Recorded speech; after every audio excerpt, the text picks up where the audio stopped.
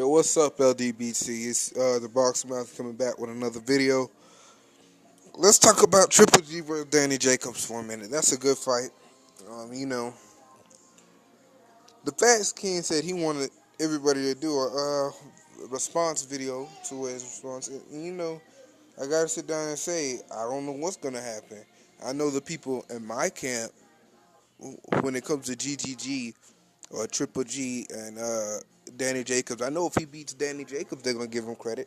I know 78 Sports gonna give him credit. I know Dream Chasing gonna give him credit. I know these people gonna give him credit, but I can't really speak for anyone else because the world of boxing has become so biased and so racially and politically motivated that it's ridiculous.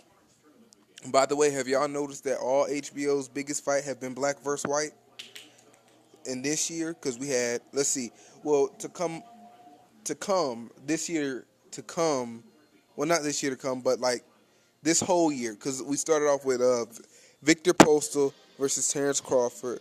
Then we have GGG versus Jacobs, Lomachenko versus Walters, and Andre Ward versus Kovalev.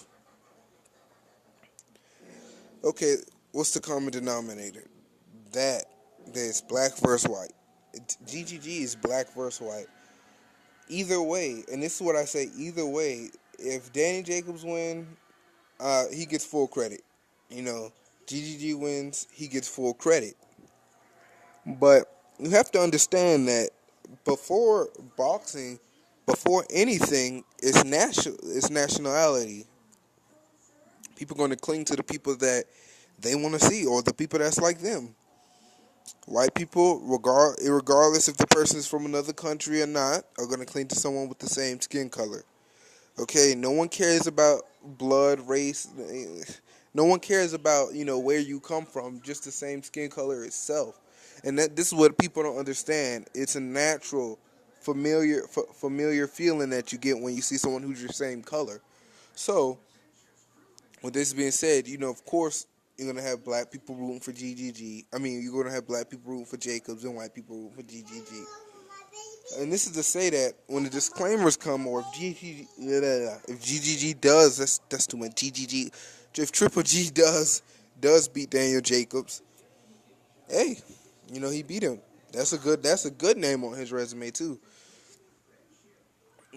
But if Daniel Jacobs beats GGG, which I've seen people who say he doesn't have a chance, which that's not true, because you'd have to be stupid to say that Kell Brook hits harder than Daniel Jacobs. Okay, and I've heard people who said his power isn't real, and that's just like me saying that Triple G's power isn't real, and that his gloves, it has something to do with his gloves, not really necessarily power. Well, at the end of the day, this is boxing. When they get in the ring, we're going to find everything out. But still, you have people who cling to a certain group and will disclaim on the other group, Won't give him full what? Hold on. Won't give him full credit. Won't give anyone full credit. JJ, be quiet. Full credit. Nobody gets full credit. You know what I mean? Just like Floyd Mayweather, 24 champions destroyed, at least 10 Hall of Famers destroyed, at least 10 pound for pound champions at his era destroyed by Floyd Mayweather Jr., outclassed. Yet, to this very day, no one will see him as people wanting him to go up to 160 and fight Triple G. They want him to go up 2 weight classes from his regular weight class because he's 147 is his weight class. He can barely make 154, but they want him to go up to 160 and fight Triple G.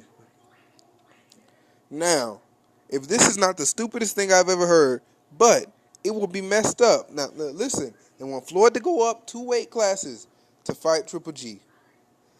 Andre Ward was at 168. And people were pressuring Triple G to go up to fight him at 168. Listen, 168. When GGG was at 160, this is one weight class, 8 pounds. 147 to 160 is like what? 13 pounds. 13 pounds. So that's just the comparison right there. Now there's no reason for him to go up. He just came out and said the other day, Abel Sanchez and his whole team just came out and said the other day that there's no reason for them to go up. Which that's not true. There's nobody to fight when they go up to 168. That would be a lie. You got first off, you got let's see. I'm gonna start off with my favorite person at 168, Badu Jack. You got the Darrell brothers. You got Carl Froch. You got the other guy, James DeGale. You got I can't really pronounce his name. The guy named that start with an R that just became champion. You got Porky Midi. I mean, you got all these guys up there he could just beat on instead of these bums down at 168. David Lemieux would lose to Peter Quillen. Let's just keep that real. David Lemieux would lose to Peter Quillen. Danny Jacobs stopped Peter Quillen in one round. Okay? How long do you think Golovkin would take? And I'm not saying that, this is do anything with the fight because Golovkin have good power. He have more power than Danny Jacobs to me. But Danny Jacobs still have enough power to sit him down. So when it comes to this fight, you have to look at the full view of things. What have GGG done to become an A-side over Daniel Jacobs? Besides, I guess, more fights. What? What has he done? He got title defenses. Okay, he got title defenses. Versus who? You can't talk about the people who don't want to fight him. He said he will fight anyone from 154 to 168. I know it's been cats at 168 wanting him. I know it's been cats at 154 wanting him. But he won't move. This is the thing. This is what people don't understand. This is not my word against his word. This is his word against his own word. You know what I mean? So you can go check out the videos and everything. Abel Sanchez, Tom Loeffler, and his whole camp said that they will move up to 168 and beat anybody, and 154 to beat anyone. They were a pack of liars. They're still a pack of liars, and it's just hard to deal with them at all.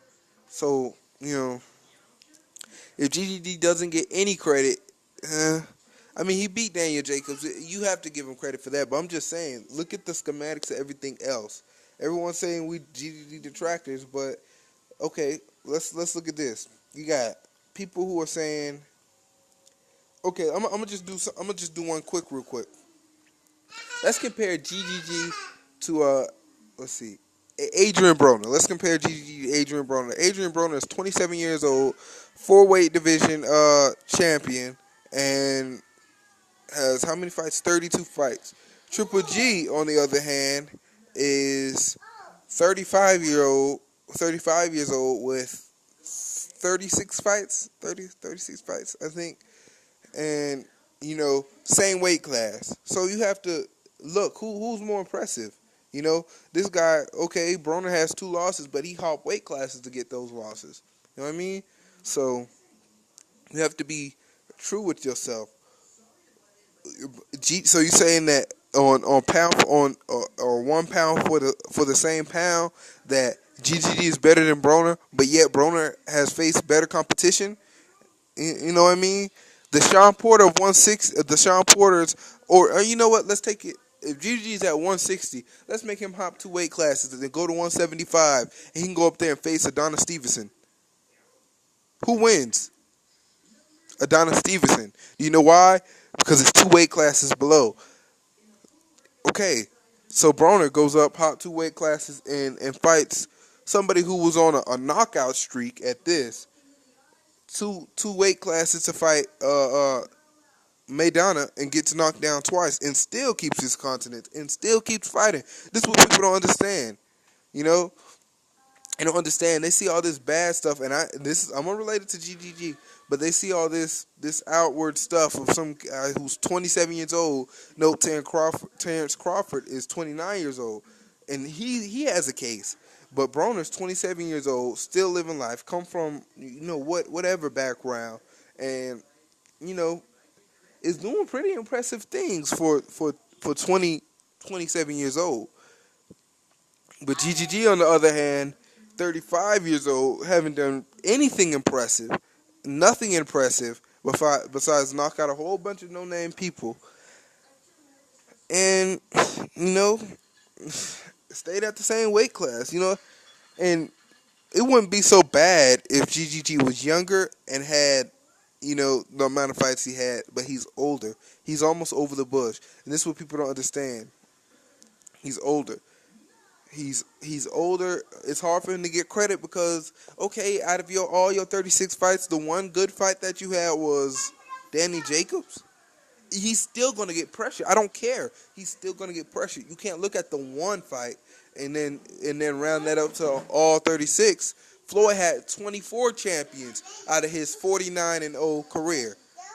10 pound for pound fighters, more champions than 24, and he defended against some pretty good people too. And in his last fight, second to last fights the second number 2 pound for pound champion of our era, and doesn't even get credit. So how can you expect someone who fights one good champion, 36 fights, and only fights one good champion? How can he get credit? Why does he deserve credit? What have he done? And this is why I compared to Floyd, because Floyd has a really slept on resume. People do not understand the depth of his resume. From Diego Corrales to Antonio Gotti to Manny Pacquiao, Victor Ortiz. I mean, it's just to Canelo Alvarez. This is the thing you don't understand, man. He trashed Canelo, made Canelo look like an amateur. And Canelo is a pretty good boxer. Actually, I would pick Canelo to beat GGG. He's a pretty good boxer, man. I would have to give him that. But he, you know, he lost to the greatest boxer to ever step on the planet, to ever be born. And this is why it befuddles me when people talk about GGG, because the achievements are nowhere near his. The achievements are nowhere near Floyd Mayweather's. Nowhere near. Light years away. Floyd fought 5 weight classes, no losses, 49 fights, and fought knockout artists like Canelo Alvarez at the time, older than Canelo. So you have to be real with yourself. Let's think. You had. I'm not even gonna go. This ain't a video about Floyd. This is about talking about why GG would deserve props. We could look at.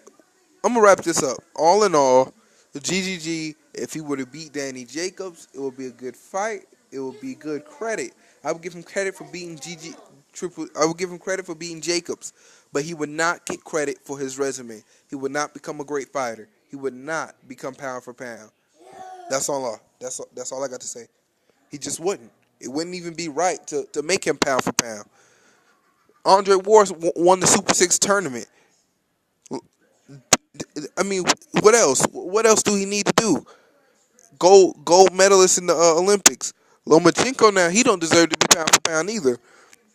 Lost his second fight, only 6 fights or something like that. Come on now. This is what I'm talking about. That racist. All of a sudden, this guy, somehow he's the A side over Nicholas Walters. Nicholas Walters have 20-something fights. And this guy only have, what? I'm not really sure, but I know it's not in the 20s. 1 loss, and Nicholas Walters undefeated. And somehow he's favored to beat Nicholas Walters. All right, have y'all lost y'all mind? Where is boxing going to? You know what I mean? But, hey, that's why really the only 3 fights I'm looking forward to is this Nicholas Walters fight, the GGG fight. Well, I gotta say 4. The Body Jack versus the Gale fight would be good. I like that. But, like I said, I'm not gonna make this thing too long, but just saying, what credit does he deserve outside of beating the one fighter? Respond to that, please.